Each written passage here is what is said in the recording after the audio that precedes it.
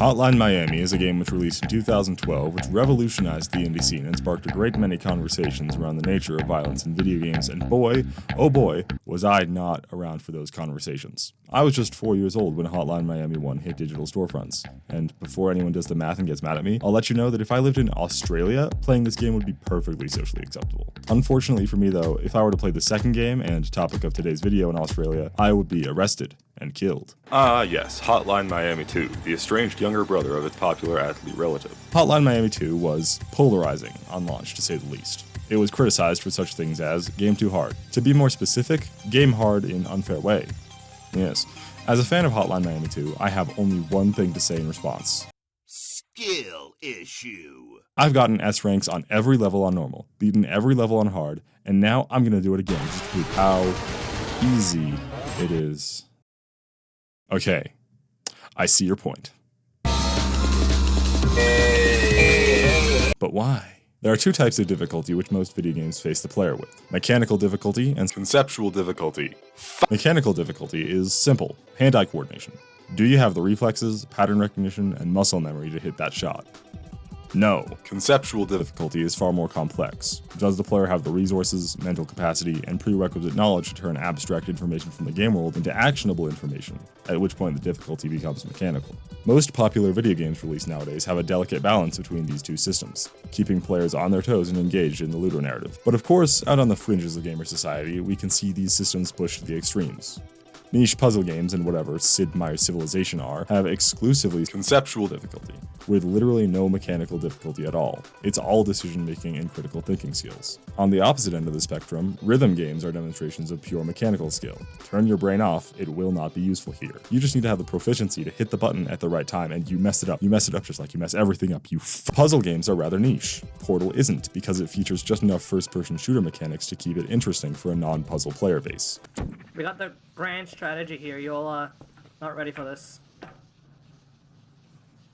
Chat, I'm jumping over a bridge. I personally despise roguelikes because of how much they depend on two mutually exclusive systems, randomness and mechanical skill, but I love Hitman Freelancer because the randomness is used to force the player to use their conceptual skill by deciphering the best way to accomplish the objectives while utilizing the game's systems. The mechanical skill is combined with the conceptual skill to make it appeal more to a broader audience. We can see this in smaller, fractured genres too. There are arcade shooters and tactical shooters, differentiated by their attention to mechanical skill, aim and reflexes, and conceptual skill, positioning, and information gathering. If you've played Hotline Miami 1 and 2, you probably know where I'm going with this. What genre is Hotline Miami? A twin-stick shooter, of course, a format popularized by the arcade scene which slowly died out over the decades as 3 dimensions became all the rage, relegating the archaic presentation of these games to a novelty. As an indie game, and one taking place in the early arcade days, using this format in Hotline Miami 1 was a clean aesthetic choice which bolsters the gameplay. The first game usually focuses on breach and clear reflex-based gameplay.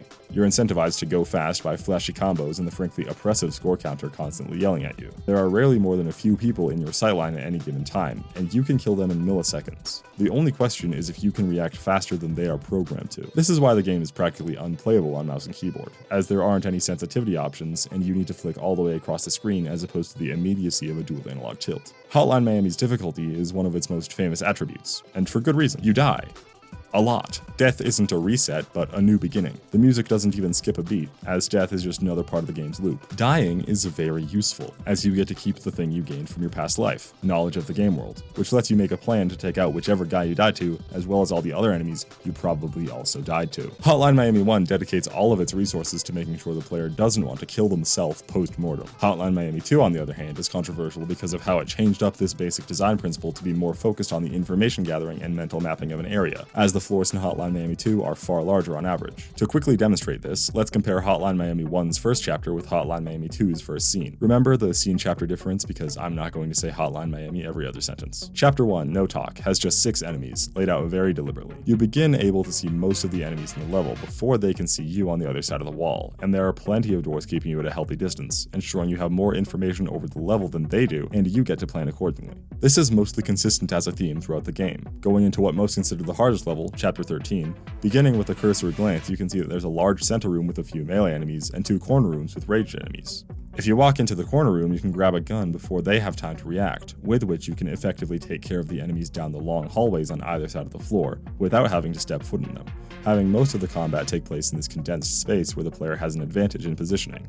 Even in the final room, which deliberately places you in long corridors, each death you start with a cutscene establishing a central threatening panopticon, which you have to plan your attacks around. In Scene 1, this design principle is flipped on its head when the first enemy of the entire game, excluding the tutorial, lunges towards you from off-screen. You can't see it in this footage because I've played Hotline Miami 2 12 times and have memorized every enemy location, but trust me, the game is hard. This ups the difficulty of one aspect of the game, the conceptual difficulty, while keeping the mechanical difficulty at about the same level. Actually, that's not entirely true, as many things have been done to make the mechanics of Hotline Miami 2 more simple. There are far fewer weapons, and weapons will always act in consistent ways, regardless of the situation. For instance, gunplay in Hotline Miami 1 is incredibly annoying when dealing with large groups, as falling bodies will knock over living enemies, and you might spray a full clip into a group of enemies before realizing that only one of them actually got shot. There aren't any more human shield mechanics, which will just get you killed more often than protect you against one pistol shot, if you're lucky. Enemies will die in one bullet no matter what, instead of each enemy having the same amount of health as the player and being able to tank smaller rounds if hit in the shoulder.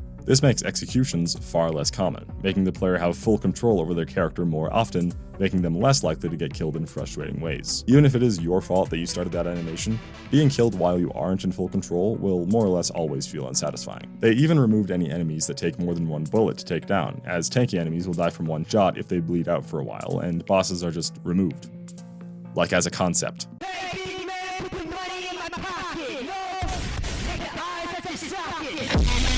The mechanical difficulty of Hotline Miami 2 is hereby greatly decreased, while the aforementioned conceptual difficulty and mental strain the player is put under sharply rises. In preparation for this video, I played both Hotline Miami games' recent PS5 upgrades, which ported the game from Game Maker Studio version 7 to the Unity engine, which is why the footage looks so weird. I know every Miami head in the audience was foaming at the mouth, asking why the floor-cleared text animation was so different. The longest level in Hotline Miami 1 was the aforementioned Chapter 13, which took 2 minutes 30 seconds and I died 8 times. That can't be right. I really need to leave the house more often. All of my deaths were a result of a mechanical skill issue. I didn't react fast enough, I put myself in an overwhelming situation, or my aim was just atrocious. Holy sh. Compare this to my longest level in Hotline Miami 2, Scene 24. The final main level, which took me 13 minutes and I died 42 times. About 13 of those deaths came from conceptual challenges. Either I didn't know where the enemy was because I hadn't memorized that yet, or I had forgotten where the enemy was because my brain was practically fried and I couldn't remember anything because I was listening to the same Perturbator song on loop for 13 minutes. Or I didn't have the correct weapon for the job. This final level specifically introduces a new type of enemy, kind of don't worry about it, which is invulnerable to bullets. These samurai just duck, I guess. Why didn't anyone else think of that? They're also immune to throws and punches, so you have to grab a ranged melee weapon to effectively take care of them. Most of my deaths happened in the top left area of the second floor.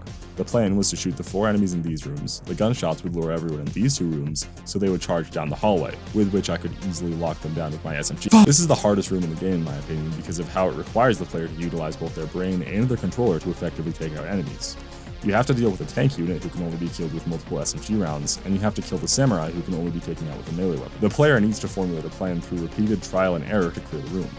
It's a puzzle game. A big complaint I saw towards the second game was that the maps funneled the player into specific paths. Going back to Hotline Miami 1, you can move between several different paths at any time, emphasizing the erratic and improvisational nature of its combat. Come the sequel, I'd say this is still mostly true, but as the player finds their own specific solution to the puzzle, one of many, it's really easy to get tunnel vision. Another thing which reinforces this perception is how much randomness is de-emphasized. In the first game, dying would change most of the weapons enemies are using and any ground pickups which aren't hard-coded, again emphasizing improvisation. The second game, on the other hand, keeps these static upon death, randomizing them upon loading screens. If you never picked up on this, you might believe that the developers specifically chose this weapon for this point in the game, just to spite you. The problem here isn't unfair level design, it's RNG. So, now we've effectively drawn a distinction between the first and second Hotline Miami games, and explained why the second is so much more difficult for most players. It calls upon a fundamentally different set of skills than the first game, replacing positively twitchy action with the trial and error puzzle solving which many consider to be unfair. So, after slogging through 12 hours of this torment, most players are probably not thinking the exact thought which led to the creation of this video. What if we did that again, but harder?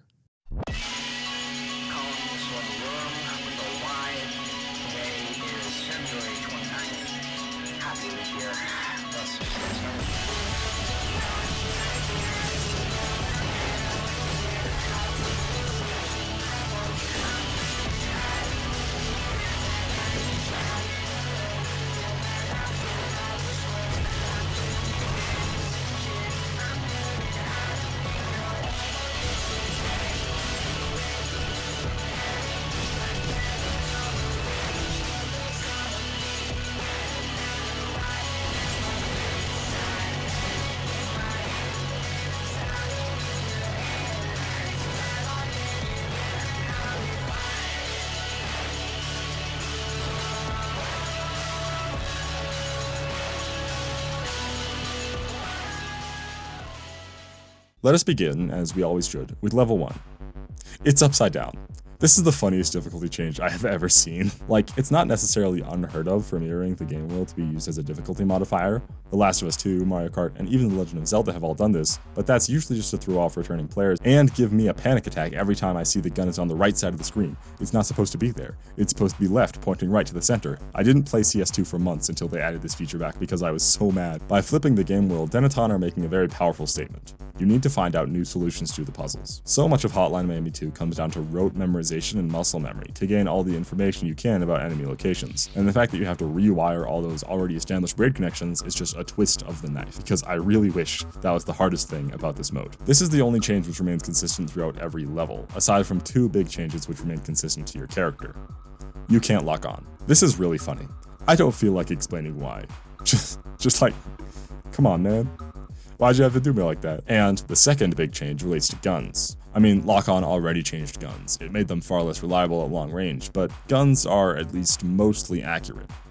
Or effectively accurate. We don't really think of shotguns as the most accurate things in the world of games, but in Hotline Miami 2, a single pellet is enough to destroy an enemy. This makes shotguns the most accurate in the game, at the cost of fire rate and ammo. SMGs and assault rifles are also effectively accurate because they will eventually defeat their target after just a second or so of spraying. And 3 of the 4 semi-automatic weapons in the game actually have perfect accuracy. So, guns are very useful because they have lots of ammo. On hard, every gun in the game removes 40% of its ammunition on pickup. Except for guns which you start with, such as the Henchman's Pistol, the Sun's MP5s, and all of Beard's weapons. Although, in all of Beard's chapters, they have removed several ammo crates, so it's even harder anyway. Hotline Miami 2 was explicitly designed around its gunplay, and removing half of the guns is definitely going to make a lot of people unhappy. It's not just hard, it's sadistic. At the same time, however, the aforementioned melee exclusive troops amplify this difficulty change because I may not have told the whole story. It removes 40% of the ammo from the gun each time it's picked up.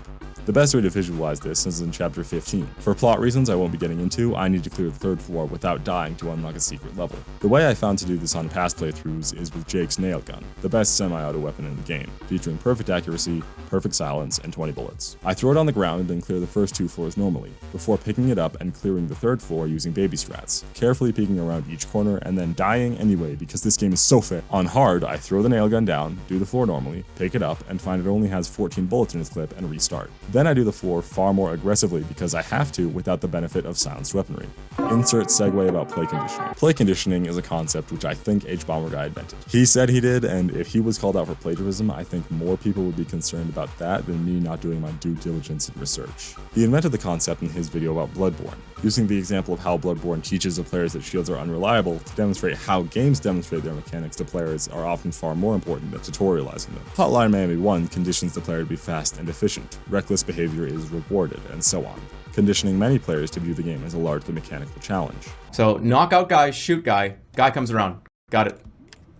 This guy right is the one that's gonna get shot. 1, 2, 3. I don't even know how I went through the door. I went through the door. That's not what was part of the plan, Jeremy. I didn't want to go through the fucking door. Don't have a plan. Forget about a plan. Fuck the plan. Again, it works. Fuck the plan. The developers developed the first game as a large conceptual challenge. In game development, it's really easy to get stuck in your own head with gameplay systems and mechanics, and they might read entirely differently to people who didn't spend 10 months making one thing. Hotline Miami 2, on the other hand, started at its difficulty curve after the peak of the first game. If you played the first game, the second being the same difficulty, you wouldn't be able to achieve flow. But players of the first game had 2 wildly different interpretations of what the difficulty of the first game was. This wasn't helped by the fact that the second game had no playtesting, as they were still using Game Maker Studio 7, which ran out of memory because of just how long Hotline Miami 2 was. The only person who did the playtesting was the main programmer, Dennis Whedon, and all of the playtesting was done running the game at half speed, greatly trivializing any mechanical difficulty shifts at all. When we had finished the game, we had promised to make a hard mode, and that should have been what is the normal mode now, and we should have made an easy mode instead. And our publisher told us that the game was really hard for them to play, and we probably should have listened a little bit to that. The hard mode, I haven't beaten it myself. I didn't even play it. I think Dennis did the play testing on that. Should we tell him about the technical difficulties we had? Sure. Do it. Yeah. So after we had made about half of the game, Game Maker ran out of memory. So when we played the game, it ran in half speed.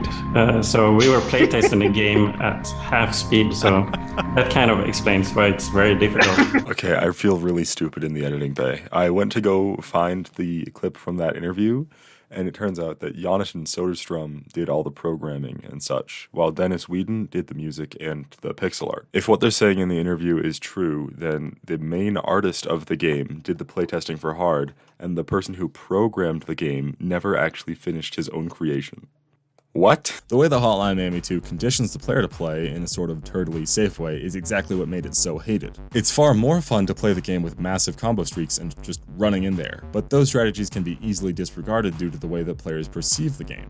By taking away so much ammo, players can no longer camp in corners and have to run out and get themselves killed to get more weapons. I personally got way better at enjoying Hotline Miami 2 by playing hard, even if I'm not necessarily better at playing the game. That's it for the universal shift in hard mode, but to understand what else makes this mode so sadistic, we have to look at a few individual level designs. You actually begin with all the unlocks from the campaign, funnily enough, so it should be a lot easier the second time around. Let's take a look at level 1 for instance. Now you can start with a ridiculously overpowered gun. You might be able to take out all the enemies in a jiffy.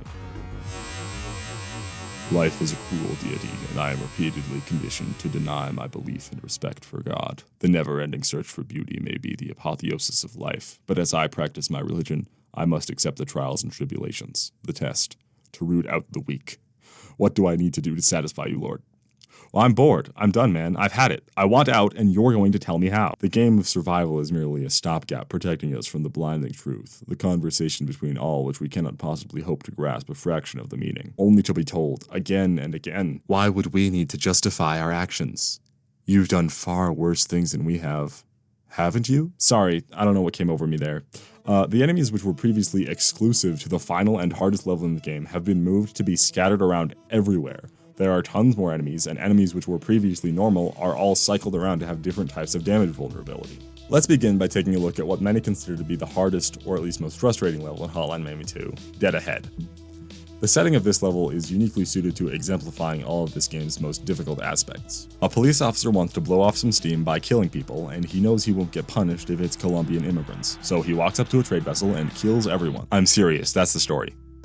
Anyways, the setting isn't important for any other reason than that the places to take cover on a trade vessel are few and far between. Maps are ludicrously long, and that's about it.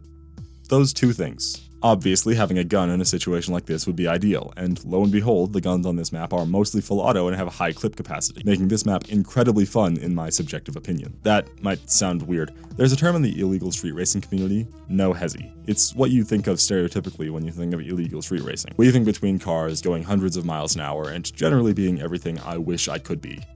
But unfortunately, I'm a square. Do any illegal street racers in the comments want to tell me if my 3-gear automatic 2005 Nissan Altima 2.5S is ready to go 110 in the Pecos Wilderness? No hesi is what I'm doing when I'm playing this map, with perfect knowledge of all the enemy and weapon locations. The conceptual difficulty which defines the level is greatly alleviated as I have solved the puzzle before. On my first playthrough, however, this may not have been as enjoyable.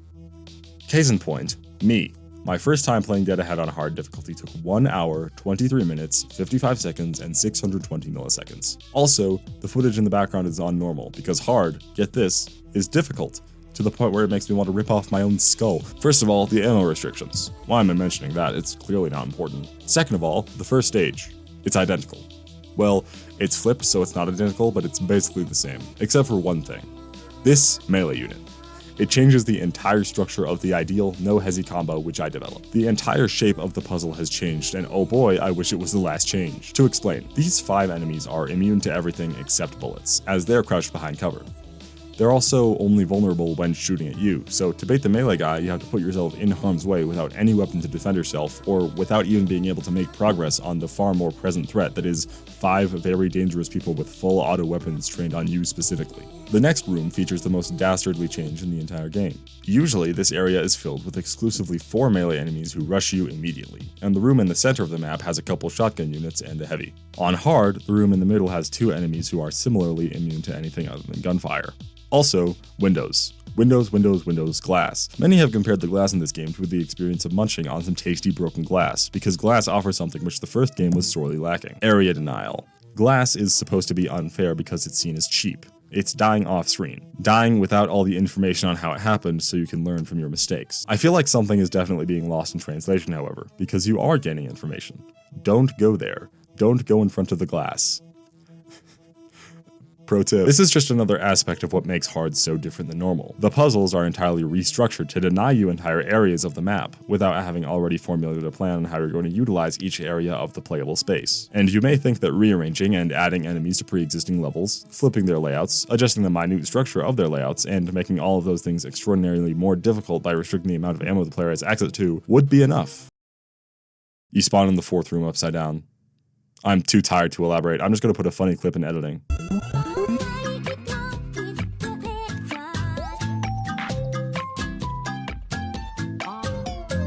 But what's that I hear? Whoa, it's the hard lightning round. It's where I come to terms with the fact that no one wants to listen to me talk about my passions for more than 20 minutes at a time, and I have to come up with a quick conclusion. I would love, more than anything, to make a video chronicling all the changes to the maps in hard mode, including every single window, every enemy, and every gun. But people hate my voice, and I also really need to pay for college. And I need to get this video out before school starts so that when people ask me what I was doing over the summer, they don't look at the video with cropped furry porn in the thumbnail as the most recent example of my intellectual prowess. During this hard lightning round, we're going to go through some of the wackiest, cruelest, and most interesting changes without the constraints of having to be good at writing, or being aware of what lamp shading is. Funny change number 1. Scene 3. Usually the level begins with you entering an elevator before finding any enemies. In hard, there's a receptionist making sure you check in. Funny change number 2. Scene 5. These guys are just slightly farther away from the corner, so you have to peek more. That's it, that's the only change they made in the entire level, aside from these windows and the flip. I love video games so much. Funny change number 3. Scene 9. The first mission with Beard. These levels are different, and infamous for forcing you to pick up ammo pickups around the level to get ammo for your guns, instead of picking up new guns each time you run out of ammo. In the hard version of the level, they removed the only ammo pickup, and you can only kill heavy enemies with guns. If you run out of ammo in the second area, you have already failed the third. Whoops. Funny change numbers 4, 5, 6, and 7, all contained in Scene 12, the climax of the game. Literally, the act is called Climax. I know that it's less than the halfway point, so it might be a weird time for the climax of the story, but trust me, it makes sense. Anyways, this door in Mark's section is removed. They got rid of it. It's gone. In Corey's section, they added windows to the back side of the central room. The only change in hard which unintentionally makes the game easier, as these enemies will rarely shoot at you through the windows and you can take them out without having to pull off the risky breach you do in normal. In Tony's section, these windows have been tripled in size, so instead of peeking around the doorway, you peek the entire room to bait them to your location. Keep in mind that Tony cannot use guns. In Alex and Ash's section, we realized that I was lying about Corey's part because they also added windows into this room, making it harder to camp in this corner, but also making it easier to take out these enemies without having to pull off a risky peek. Funny change number 8, Scene 17. They added a heavy to the top floor, so if you didn't go upstairs with a shotgun, you die immediately. Funny change number 9, Scene 18. They removed all the wooden doors except for one, so you don't choose when to peek the enemies. They choose for you.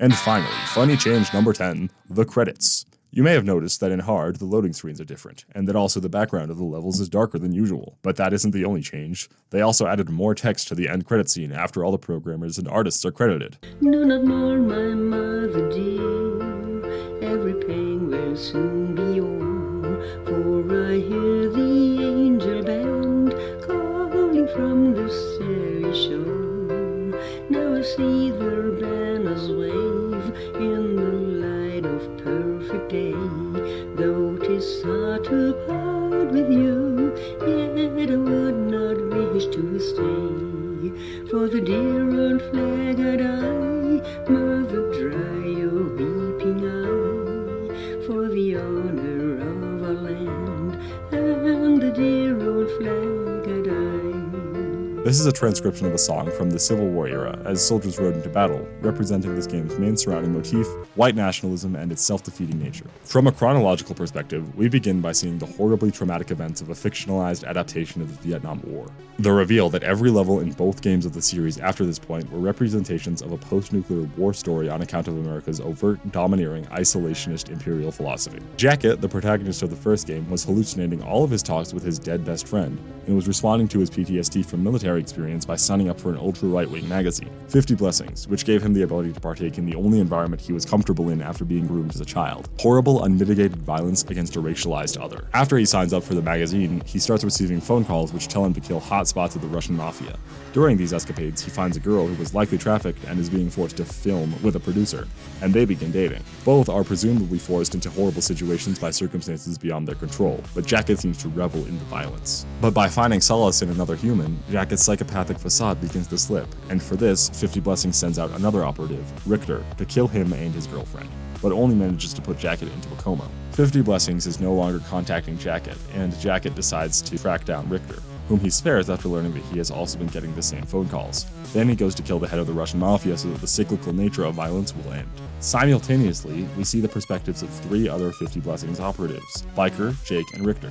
Biker similarly stops taking orders from the phone calls and goes to find the lead of 50 Blessings, instead of the Russian mafia. 50 Blessings catch on to this and send in Jacket to kill Biker, who ends up being successful as confirmed in the secret area of Hotline Miami 2, the Bar of Broken Heroes, which hosts exclusively people who are already dead by this point in the story. Still, in a non-canon timeline, Biker finds the leaders of 50 Blessings who explain all their inner workings of the operation, calling themselves Patriots working towards a better America. Another piece of evidence that this is non-canon is in Richter's intermission during Hotline Miami 2.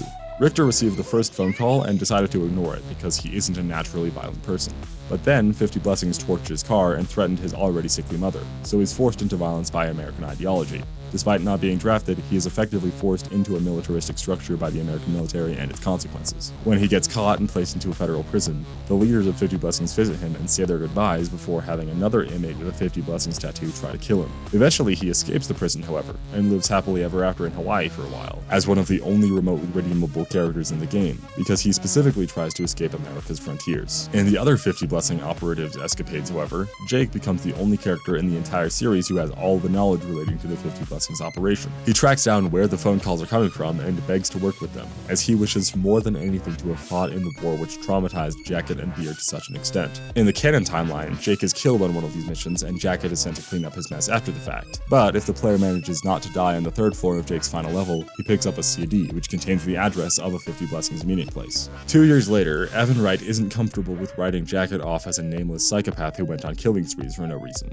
and is trying to write a book about the true story. He interviews Richter, an ex-member of the Russian mafia, Biker's ghost, and finds the CD Jake pocketed in the evidence locker, but is immediately bullied out of the hideout. His dedication to the truth is clearly punished, however, as he is entirely bankrupt and can't support his family. His wife and child leave him because he can hardly pay rent and has filled every room in his house with notes for his novel. He doesn't kill anyone in his levels, and disarms guns upon picking them up, making him the most moral character. Like that's the only benchmark, I guess? Clearly, Jacket has become a pop culture phenomenon in recent years, with similar levels of interest as Jeffrey Dahmer or some other serial killer. In fact, a highly exploitative dramatization is being filmed, which is supposedly an accurate recreation of the events of the first game, starring the actor Martin Brown. As a celebrity, he is a founder of American culture, and people are clearly positively reacting to his vibes. He's on Ellen DeGeneres. This is the American institution. The film is somehow even more violent than the events of the first game and misrepresents the events of the first game to avoid any introspection on the part of the audience. Instead of Jacket and his girlfriend having a healthy relationship, she was actually just a slave, and this fictional version of Jacket was simply delusional. Also, he killed children, instead of being forced to kill members of a violent crime syndicate. But some people see the popularity of violence and decide that they'll do it whatever is necessary to have a fraction of that popularity. Enter the fans and the Russian mafia, 2 groups who are directly dealing with the consequences of Jacket's actions from the first game. The fans saw his killings and said, yeah, let's do that as well. An imitation of the superficial aspects of Jacket without any of the admittedly lacking justifications. One of the fans even has a mask of a dead member of 50 Blessings, Tony, who Jacket was ordered to kill in one level in the first game, as Tony was loose end. The fans don't receive phone calls, they just go places where drug users and wannabe gangsters hang out and kill everyone, a cycle which quickly and obviously gets them killed. By the Son. The Son is the son of the head of the mafia from the first game, who Jacket killed. And he is tasked with rebuilding his drug empire because of a misplaced sense of honor. This is another representation of a basic flaw in American society, which is a hierarchy and capitalism which forces people to hold on to their place in the totem pole with all their might. Despite all odds, he succeeds, single-handedly killing literally every single member of a rival gang, and he celebrates by taking a ton of drugs. When he overdoses, he kills all his own men and the fans who are currently in the process of taking out his base of operations. He views them as the monsters they are, entirely inhuman. When he kills Alex and Ash, he walks off the roof onto a rainbow bridge, what he interprets as the Bifrost from Norse mythology. He believes he has served his purpose by climbing to the top of the hierarchy, and will live an eternal afterlife of never-ending violence. A comfortable realm where Odin's chosen and Herjar will kill each other endlessly, day after day, as the happiest afterlife anyone can live. But of course, in reality, he jumps off the roof. The fans killed all the Russian mafia, the son killed all the Colombian mafia, and the only survivor was Tony, who is then shortly killed by MANNY PARDO, a police detective who doubles as a serial killer in his free time. He hates the fans and kills people who are actively surrendering because they are stealing the popularity he should be getting for killing random people. He leaves evidence of his involvement at one of the crime scenes, and when he gets a call from the police, he assumes he's been caught. But no, a nuke is being dropped, and he gets the privilege of hearing about it before anyone else in the game, who isn't told about it at all until they're reduced to ash. Because, at the very end of everything, 50 Blessings take over an international peacekeeping conference, where they kill the American and Russian presidents simultaneously, sparking a nuclear war which presumably ends the world. The way I just laid out the story was in chronological order. In reality, it's quite a bit more complex. It will be basically impossible to put together all the pieces of the story on a first playthrough if you aren't diligently taking notes the whole time and mapping them on a timeline. But on a second playthrough, it might be easier to understand, when you know how it all ends. When the player finally is struck with the realization of the chronology, on their second or even third playthrough is the exact same moment this Civil War song shows, and reveals all the game's theme in a singular blinding truth.